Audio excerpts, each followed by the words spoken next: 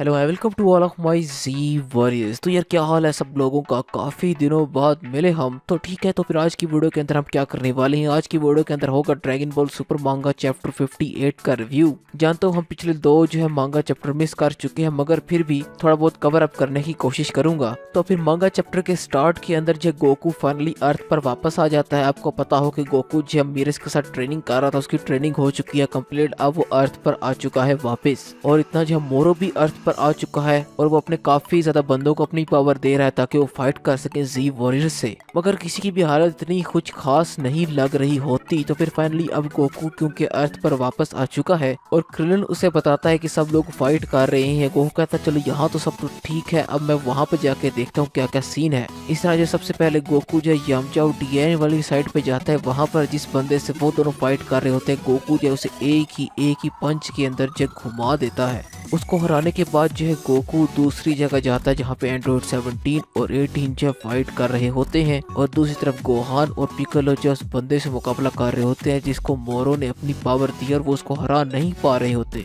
ऐसा लगता है कि उस बंदे की पावर इंतहा की ही ज्यादा है। चाहे कितने भी कोशिश कर लें, जितने भी की ब्लास्ट इकट्ठे मिलके वो कर लें, कोई भी फायदा नहीं, वो उसको हरा नहीं पा रहे। और हैरानी की बात यहाँ पर यह है कि एंड्रॉइड 17 भी उसको हरा नहीं पाता। काफी ज्यादा पावर गैप नहीं दिखाया गया। और फिर अचानक जो है गोकू वहां पर आ जाता है और बगैर किसी को दिखाई दिए एक पंच मारता है। हालांकि पता भी नहीं लगा पंच कहां से पड़ा है। सब लोग हैरान हो जाते हैं कि आखिर ये था कौन। और इसके बाद गोकू रुकता नहीं, पंचिस पे पंचिस मारता चला जाता है और सब लोग हैरान हो रही होती हैं आखिर ये हो क्या रहा है। और फिर फाइनली गोहान कहता है कि इट्स डैड जो फाइनली आ चुके हैं। इस पर जो मोरो भी खुश होता है कि फाइनली उनमें से एक बंदा जो है आ चुका है। इसके बाद जो गोकू उस बंदे को जिसे वो फाइट कर रहा होता है दूर उठा के मोरो की तरफ फेंकता है, मगर मोरो जो एक चुटकी बजा के उसको अपने से भी दूर फेंक देता है। और इसके बाद आमना सामना होता है गोकू और मोरो का। मोरो कहता है मुझे लगता है तुम स्ट्रॉन्ग होकर ही आए होगे, मगर पीछे जो बंदा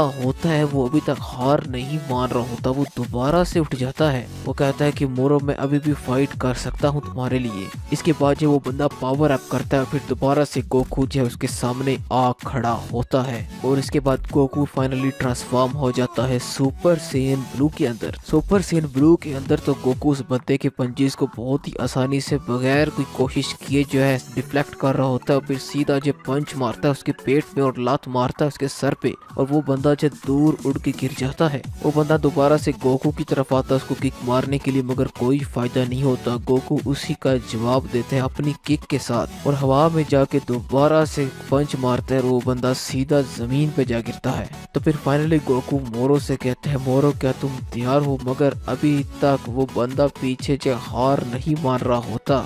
सब हैरान है कि आखिर ये पॉसिबल कैसे है। तो पता लगता है कि मोरो ने जो एक और अपनी एनर्जी का हिस्सा जो है उसको दे दिया है, और मोरो जो उसको अपनी एनर्जी देते ही देते चले जा रहा होता है। और बिल्कुल ऐसा लगता है कि वो बंदा जो एनर्जी को कंट्रोल नहीं कर सकता। इस पर गोकू भी कहता है कि मोरो वो बंदा अपनी बॉडी की लिमिट पे है, उसे और एनर्जी देना बंद करो। मगर फुल भरी हुई एनर्जी के साथ वो बंदा जो है गोकू की तरफ आ धमकता है और गोकू जो दोबारा से उससे फाइट करने लग जाता है। मगर जो है मोरो अपनी एनर्जी का हिस्सा जो है उस बंदे को देता ही चला जा रहा है, इतना ज्यादा कि वो बंदा जो फटने वाला होता है। इसके बाद गोकू सीधा अचानक जो मोरो के पीछे जाकर उस पर अटैक करने की कोशिश करता है, मगर मोरो बहुत ही अच्छे तरीके से उसको डिफ्लेक्ट कर लेता है और वहाँ पे पीछे वो बंदा फुल पावर के अंदर जो पागल हो जाता है। मगर जैसे ही वो कोई अटैक करता, पहले ही पावर जो उस पर हावी हो जाती है और वो जमीन पे गिर जाता है और मर जाता है। गोकू कहता है मोरो को क्या तुम्हारा दोस्त नहीं था, तुमने ऐसा उसके साथ क्यों किया। तो फिर मोरो कहता है कि वो कोई दोस्त नहीं था मेरा, वो सोल्जर था, सिर्फ मेरे लिए काम कर रहा था और मैं ऐसे और भी लेकर आ सकता हूँ।